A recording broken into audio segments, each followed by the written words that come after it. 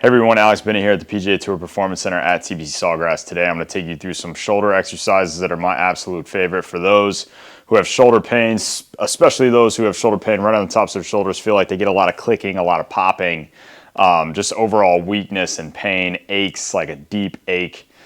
These are great exercises to kind of help you get rid of that pain, but also help you build up stronger shoulders to help support them when it comes to your sport, whether you're playing pickleball, you're playing tennis, you're playing golf, you're playing hockey. I myself have a lot of shoulder injuries, especially this right shoulder from baseball, from hockey, things like that, that actually ended up leaking into my golf game, leaking into my golf swing, causing bad habits with my golf swing, which in turn ended up making my shoulder injury worse.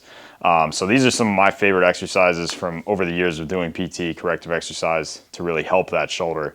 But these are some of the ones that I've found the most helpful, and I hope they help you too. All right, so this first move, and throughout this video, I'm trying to give you guys some ideas for shoulder exercises you may never have tried.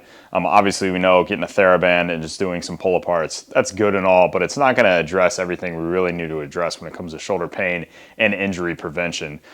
This is one of my favorite moves. It's gonna make you keep the structure of the shoulder, but it's also gonna teach this shoulder to work in unison with that scap, which is how it's supposed to work. But over years of going to the office, traveling, hunched over looking at your phone, what ends up happening is those scaps become immobile. They don't slide up and down your rib cage. And then all the stress from that immobilization actually goes to the shoulder joint itself, and that shoulder joint ends up trying to do more than it's supposed to do. And that's usually when injuries occur. So this first one, we're just gonna maintain this 90-degree angle. We're picking a pretty light band. This one's definitely gonna burn a lot, even though it looks like a pretty easy move.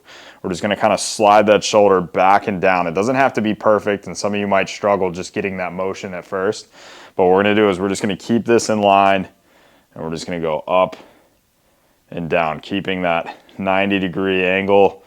And if you'll see, you're gonna feel a lot on this delt here, but you're also gonna feel that scap sliding up and down the rib cage, supporting that shoulder. And these moves are all meant to do pretty slow. We don't want to go too fast. We just want to make sure we're keeping that in a line and not letting it pull our arm in. We're keeping it right here, and you're going to get a better angle here in a second. Switching sides, and I like 3 sets of 12 reps. And as you can see, this left shoulder, we don't want it to pull us back in here. We want to keep this core engaged, keep this out here, don't let it get pulled in. And we're just going straight up and down. And try to keep this palm flush to that handle as well. Don't let the hand get this way, trying to compensate for that shoulder weakness.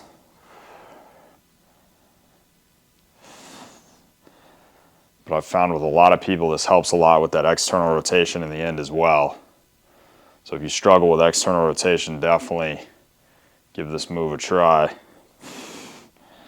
And like I said, you don't need a very heavy band, but 3 sets, 12 reps. So here we've got an aerobic ball. I prefer an aerobic ball and having a wall or some boxes like I have here to kind of support your feet, because I really want you to squeeze the glutes.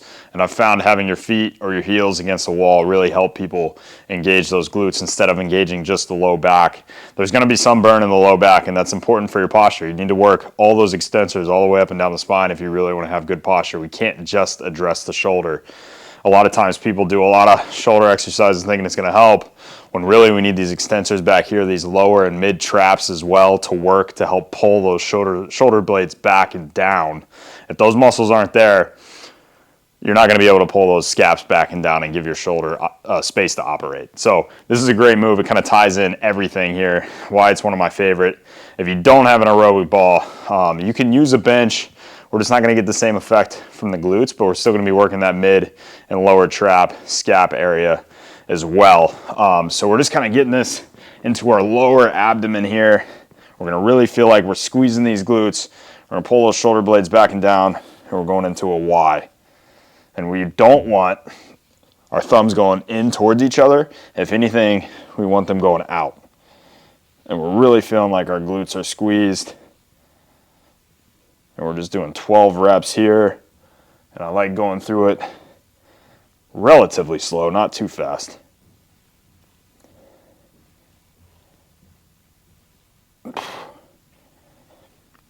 And then a way to make it even harder is we're going to scoot this ball back, and we're actually going to get the feet up on the boxes. And we're kind of holding a hyper, a reverse hyper. So we're here, glutes are tight, and then we're going into that Y.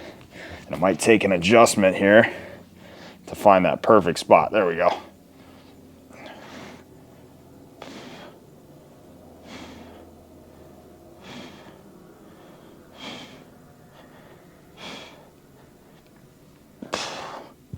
And that's definitely a much tougher option, but it's going to address that entire posterior chain, and that's why I'm such a big fan of it. So this move you could do on the aerobic ball, especially if you're rather advanced or you've been going through these exercises for a month or two. These muscles are definitely going to adapt quickly, get stronger quickly. But I'm going to show you what it looks like on a bench too. And this setup would be the same if you don't have an aerobic ball. You'd set up the same for the Ys as you would on this 30-degree angle. So this move, we're just getting in here. I want the chest up just a touch and engaging these mid traps, these extensors back here. We're gonna row up with the elbows, feeling like those shoulder blades are back, and then we're just going up and slowly coming back down. And then up, so we're externally rotating and slowly back down. And what I don't wanna see is when you come up, you're hunching. So if you feel like you're hunching too much and you're feeling all of this in these upper traps, don't even go to this move yet. You need to develop more strength in those mid to low traps and that entire posterior chain. So pull back, coming up, and I like 12 reps here as well.